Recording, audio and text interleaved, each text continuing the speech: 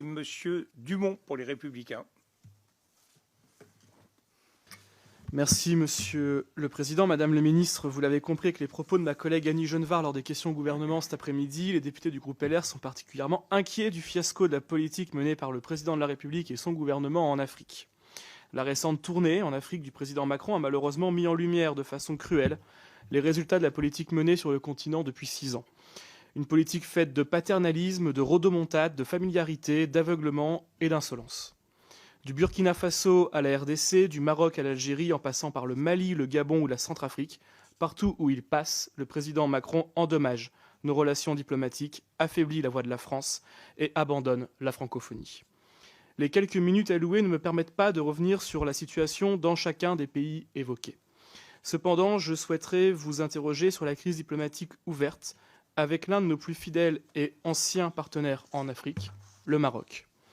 Après avoir qualifié ses relations personnelles avec le roi du Maroc de, je cite, « amicales », le président de la République a subi un double démenti de la part de Rabat. D'abord, dans un article publié dans Jeune Afrique, où une source officielle au sein du gouvernement marocain affirmait que les relations ne sont, je cite, « ni amicales ni bonnes, pas plus entre les deux gouvernements qu'entre le Palais Royal et l'Élysée », puis lors de son séjour au Gabon, où le roi du Maroc a ostensiblement évité de croiser le président de la République.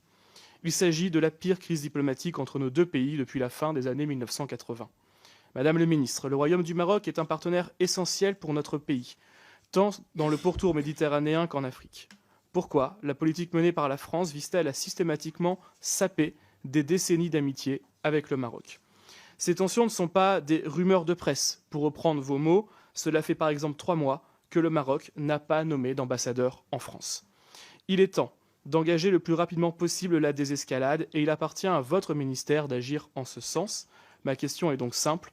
Comptez-vous agir pour retrouver une relation saine et respectueuse avec le Maroc avant que le président de la République ait fini de s'aborder entièrement ce précieux héritage et si oui, comment ?